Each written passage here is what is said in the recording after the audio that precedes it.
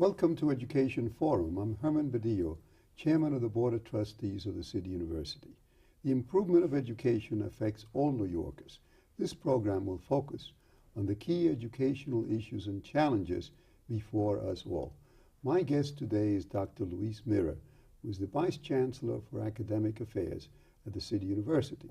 Dr. Mirrer is a native New Yorker and who received her bachelor's degree in Spanish from the University of Pennsylvania and her master's and PhD in Spanish and Portuguese from Stanford University. She also holds a diploma in linguistics from Cambridge University in England.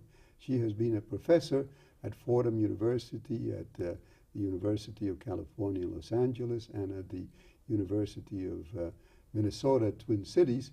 But here at the City University, she is responsible for overseeing all the academic programs at our university.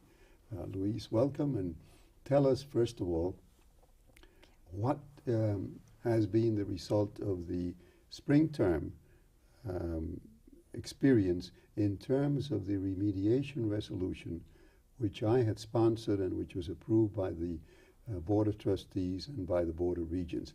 That resolution said that remediation should be eliminated beginning this spring term, that is in February 1st, from Baruch, Queens, Hunter, and Brooklyn College, and that no student should be matriculated unless that student could pass the test in reading, writing English, and in arithmetic. What has been the experience so far? Well, we did implement the board resolution, which you sponsored this semester at those 4 colleges. And the experience so far has been that we were able to transition students who were capable of beginning college level coursework in math and English immediately into those 4 colleges. The numbers for the spring term, the numbers of students who enroll in the spring term are smaller than in the fall. But as we anticipated, there were very small numbers of students at those 4 colleges who were in need of remediation, who were first-time freshmen. This is because those colleges have raised admission standards subsequent to a previous board resolution, the board resolution of 1995. And at this point, their admission standards are sufficiently rigorous so that most of the students that they admit are college ready. The case of transfer students from outside of the university was slightly different. We, as you can guess, have no control over the backgrounds in education that students receive elsewhere. And those students would be transferring from what? From community colleges or from 4-year colleges? A mix. What I can say about them is that they are all transferring from institutions outside of the City University, because the City University has already been requiring for the last 2 years that students who transfer demonstrate college readiness. Effectively, they do not transfer until they reach that level of achievement. So this was a mix of students from community colleges and senior colleges, but not principally from one type of institution or another. And you found that there were some who could not meet our standards? We found that there was, a reasonably significant number of students who had trouble meeting our standards. We are concerned about those students. We are very concerned to work closely with the main institutions from which they come to make sure that the students are ready and to reduce the level of uncertainty as they approach the university, and to offer them the same opportunities to remedy basic skills deficiencies. Now, in the average term, that is in the fall, let's say, what is the percentage of students who come from the New York City schools and those who transfer from other colleges? For the spring semester, the bulk of students are are transfer students. Okay, but from the fall semester? From the fall semester, there is a pretty even mix among transfer students and first-time freshmen. And you think we're going to continue to have that problem, that we'll have some difficulty with the transfer students in terms of meeting the standards? Well, I think now that we understand better what the what the issues were, we will as I was saying, work closely with the main feeder institutions to, for example, establish equivalencies between the exams that those students have to take in those institutions and our new exam, which as you know, since you were a main motivator of this, is a new exam which we are capable of norming nationally and setting up equivalencies with other nationally normed exams for. Okay, now how does it look in terms of implementing the rest of the remediation resolution to the other colleges and the other campuses in CUNY? That is for this September and for next year. For this September, we will add several of the comprehensive colleges. In those instances, some of those colleges have relatively small numbers of students who enter as baccalaureate students as opposed to students who are entering as associate degree students. So that our expectation is that the implementation will not be a very difficult one at those colleges. They already have a mix of students, and they already offer an opportunity at the associate degree level for students to receive remediation if they need it. You remember when I first proposed the resolution, there was a report that was called the Worstcase Scenario that predicted that a huge number, maybe 40% or 50% or more, of the students would not be able to meet the standards. Do you think that that is going to come remotely within reality, and what are we doing to ensure that it doesn't? Well, I don't believe it will come anywhere near remotely within reality for a number of reasons. One of the principal reasons among them is that, as you know, the university, the board, and some of our external sponsors have worked very assiduously for us to implement major outreach programs. College Now, for example. We are now reaching 13,000 high school students, and we hope to ratchet that number up over the next couple of years to 45,000 high school students. Yeah, because now we have the agreement with Chancellor Levy and the Board of Education that we can now go into not just the 11th and 12th grades, but to begin to work with the students in the 9th grade. Yes, and I think that was really an historic moment when that agreement was announced. It has, to my knowledge, never happened before that the two heads of the main systems boards and the two chancellors have together come to an agreement on how to partner in a systematic fashion. So that I think the product already, with our expansion of College Now, and we have expanded it tremendously over the last 2 years, and with our future expansion of the program, students who graduate high school will have two things that they didn't have in the past. First of all, they'll have had an opportunity to remediate skills deficiencies before they graduate. And second of all, they'll have had an orientation to college life. So they will be aware, they will know what expectations are. Most of our students at the City University are first-generation college students. See, what I'm hopeful we can accomplish the most in the new College Now program is to reduce the dropout rate from high school, which is very severe in the 9th and 10th grades, because there are many students who are way behind in reading and writing, and they have to stay in school because the law says they have to stay in school till they're 17. But they get to be 17 when they're in the 9th or 10th grade, and then they drop out. So what I'm hoping that we can do in implementing the College Now program is to start working with them in the 9th grade, encourage them to stay and not to drop out, and tell them about the advantages of going to the City University, so they'll be encouraged to stay and to get a high school diploma and go on to CUNY, because the dropout rate, and especially in the African American and Hispanic communities in New York City, is sometimes more than 50% from 9th and 10th grade. And that is appalling, because if you don't even have a high school diploma, you're certainly unemployable for life. I think that's absolutely to the point. When we do expand College Now to the 9th grade, I think we will be remedying two very major problems. One of them, of course, is the graduation rate of the students who we attract to the program from high school, and the second is, of course, very importantly for us, the readiness of those students for our colleges. Because if we can increase the number of students who stay in high school and graduate, then we would have to expand significantly the number of students at the university. Now, the other program that I'm interested in is the teacher education program, because in the past we've had a lot of difficulty at some of the colleges in getting teachers who graduate to be able to pass the teacher's exam. Now, what are we doing to ensure that that doesn't happen this year and in the future? Well, we've done two things.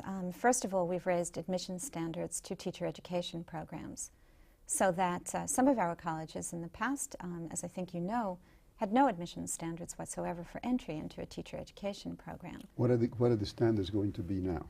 The standards range from 2.7 grade point average in disciplinary areas to a 3.0, and that's significant. That is really significant. That is saying that a student has to be effectively an above average student in academic coursework in order to enter. And the retention standards are somewhat similar. So we've, raising the admission standards guarantees that it will not be the weakest students who go into teacher education, but once those students begin their program, we are now insisting that they maintain a relatively high grade point average in order to continue with the program and complete it. Now see, in the past, the students who took teacher education could teach any subject. Now we are requiring that if you're going to teach history, that you major in history. Is that right? That's correct. For English, you're going to major in English. That's correct. And I think that that will be a very good way of assuring quality teachers, because you want a teacher, a chemistry teacher, you want to have a teacher who knows a significant amount about chemistry. Now we also should increase the number of teachers, students of education at the City University, because everyone says that we need thousands and thousands of teachers in New York City, and we don't have a large enough pool. What are the plans to increase the number of teacher education programs in the City University? Well, we probably won't increase the number of programs, but we'll try. Number of students. We will try to increase the number of students in those programs. How many are there now in teacher education? In teacher education, there are about 12,000 students who are enrolled in, perhaps a bit more, 12 or 13,000 students enrolled in teacher education programs at both the undergraduate and the graduate levels. Over the next few years, how large would you say we plan to expand that? We would like to expand that. We really would like to do a rapid expansion, expand by about 20% in the next couple of years. That's tough to do while raising standards, so it presents a real challenge to us.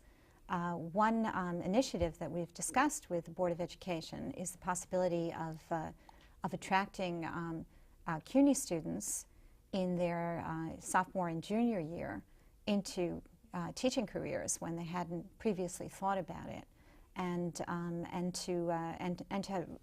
to maintain a fairly high level of achievement for those students, but to offer them incentives.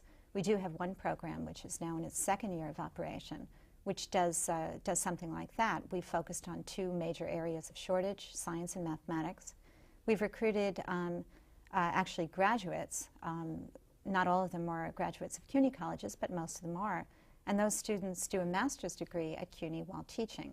We've been able to raise private foundation money, about $1 million in private foundation money, which is supporting those students through stipends. And the board has been willing to grant tuition waivers to those students at the master's level so that we can encourage them that way. Those students agree to teach for 2 years following the master's degree, which is effectively 4 years in a New York City public school. Good. We'll be back after these announcements. The census is a count of all of the people in New York City. It's important that all of kids are counted. The census figures out where money goes for hospitals, schools, libraries, transportation to movies and baseball games, swimming pools, and playgrounds. So tell your parents. Census 2000. We're back today with Dr. Louise Mirrer, who is the Vice Chancellor for Academic Affairs at the City University. Mirrer, one of the recommendations of the Schmidt report, the task force that reviewed the entire operations at the City University, was that we do something to ensure that some of the colleges would be what is known as top-tier colleges, because upon reviewing the standards, it was concluded that none of them were top tier. What are you planning to do, and what is top tier in your mind? Well, I think a top-tier college is a college that has quite rigorous admission standards, a college that attracts students who have academic profiles that look like other well-recognized institutions of distinction around the country. I think that there are plenty of examples for us to look at. Since the City University is a university, we have to think on two levels. We have to think about making the university a top-tier university, a flagship university like other flagships around the country. And then we have to focus attention on our undergraduate programs. So I think when we talk about top-tier colleges, we're really talking about undergraduate programs that attract highly qualified students in an academic sense. What would be an example outside of the City University? Of a top-tier college? Yeah. I think that any of the undergraduate colleges are flagship institutions. For example, the University of North Carolina has undergraduate programs at Chapel Hill that are top-tier undergraduate programs. Those programs, those undergraduate programs benefit from being in an environment of a university which offers an array of programs and faculty that are of the highest quality. Does the State University of New York have top-tier colleges? Yes, it does.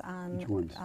Well, for example, all of the university centers have undergraduate programs which have rigorous admissions requirements and set high expectations for their students, but also benefit from being a university. So SUNY Buffalo, SUNY Albany, SUNY Stony Brook, for example, those campuses as university centers have attracted very high-quality faculty, very high-quality facilities, and undergraduate students who enroll in the colleges attaching to those university centers are able to benefit from them.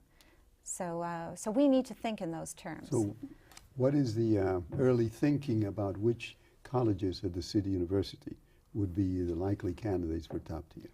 Well, I think we have an obvious array of colleges that, for example, the colleges that have phased out remediation to this point are colleges that already have more rigorous admissions requirements than others in the system. I think we don't want to be deterministic at this point because the university has, as you know very well, has just undergone a number of major changes, among them a new chancellor, the appointment of a new chancellor, not to mention a new board chair and vice chair. And I think that we need to think very carefully about whether colleges that have had higher admission standards are the top-tier colleges in the system, or whether there's some modification of that makes sense. A related issue is the issue of having a core curriculum, which, as you know, is an argument that's been going on for generations all over the country. What is the view of moving towards having core curriculum at the different senior colleges at CUNY? Well, I'll be very candid with you. I believe very, very strongly in a set of general education requirements that are that give students breadth and scope, but give students a very, very good grounding in the liberal arts. I think that there's no substitute for a very strong liberal education core. I think the extent to which we would move towards that among the colleges and the university as a whole has already been defined by the articulation, the recent reaffirmation of the board of the articulation resolution, which is meant to ensure that students coming from any of our colleges have the background in general education that will prepare them adequately to move into the upper division. But would we be implementing the core curriculum at every one of the colleges, or would we do it primarily at the four, Baruch, Queens, Hunter, and Brooklyn? Well, one initiative that Chancellor Goldstein has already started working towards is to have a CUNY Honors Academy. The Honors Academy would perhaps provide a paradigm, a model for other colleges in the university. The academy would be physically situated at perhaps 2 of our campuses, and those students would have the benefits of the best thinking of the university on a strong liberal arts core. And would there be higher standards for those students who would belong to the Honors Academy? Yes, there would be significantly higher standards for those students, and they would receive significant benefits as well. And when is that going to be implemented? We are hoping to implement a year from this September. We are hoping to begin, in fact, recruiting students as early as the fall of 2000 for the following year. Now, we've done a lot of work to improve the standards and to improve the performance of the senior colleges. But I am very much concerned about what's been the quality of the community colleges. And as you know, I'm setting up a committee on community colleges so we can focus more attention on that issue. What do you think we might do to improve the performance, especially the graduation rates at the community colleges, which have brought us about a lot of criticism, primarily from the mayor of New York City, but from other people as well? Well, I think there is a lot that we can do to pay attention to the quality of education that students receive in the community colleges, and I think the issues that the task force that you've established are considering will go a long way towards that. I think in the first instance, it is important to look carefully at the mission of the community colleges in the aggregate as a whole, but also individually, because there are differences among them. And I think that strengthening the missions of those colleges will go a long way towards enabling programs that are very strong programs and really do a very good job of preparing students. Which are the primary missions of the community colleges, would you say? Well, I think among the missions has to be preparing students to transfer to a senior college, and that is, in fact, how many of our community college students see their education. And I should say that I think in part that accounts for the low graduation rate, because many students come to a community college to get the preparation that they're lacking, and as soon as they receive that, as soon as they've reached that plateau, they transfer into a senior college. So okay, they will never graduate. That's not from a dropping out. college. That's okay. No, and I think that when we look at graduation rates, we have to be careful to consider that those students are successful students. So, within the community colleges, in terms of careers within the community colleges, other than transfer, which would you say are the most important careers that students should be focusing on? Well, these days, I think there's enormous growth in the healthcare industry, and I think the potential for our community colleges to provide students the background and the certifications necessary to enter those careers has to be paramount. That's not to diminish in any shape or form the various technological careers that our community colleges prepare students for. We have a terrific program in laser technology at Queensborough Community College, for example. I think that the programs that we have in hospitality and tourism are very fine and very important programs. Kingsborough Community College has really been very pioneering in preparing students for work in the service industries, which is, of course, critical to New York City. And then we have, of course, the computer skills. Absolutely, and that's only becoming increasingly more important. We have specialized programs at some of our community colleges that exist nowhere else. I toured recently the programs that Queensborough has for disabled students, and LaGuardia Community College is really a mainstay of programs for deaf students. So I think we're offering opportunities to an array of students in addition to preparing them for careers in specific areas of need. So if you were advising students who are watching this program now, what would you tell them about the City University? I would tell them that the University of New York is really an excellent institution. I think that among its faculty are really some of the best qualified in this country. I think that the opportunity for students to stay in New York City, which is really a wonderful city, the center of the universe as far as I'm concerned, and to study here and to receive an education whose quality is high and getting higher is an opportunity that should be extremely attractive to them, and that we as administrators and you as board chairman and your colleagues on the board are working very hard to establish the City University degrees as excellent degrees that will really be a passport to success for students. Thank you for being with us today. Thank you.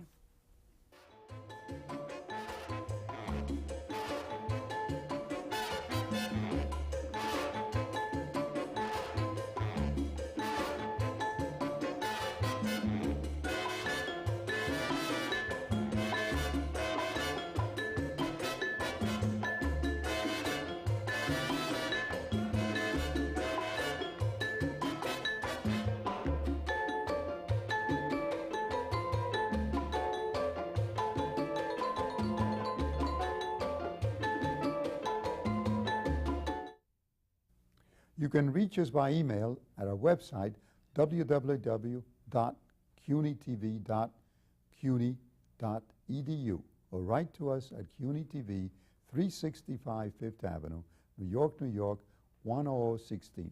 We look forward to hearing from you.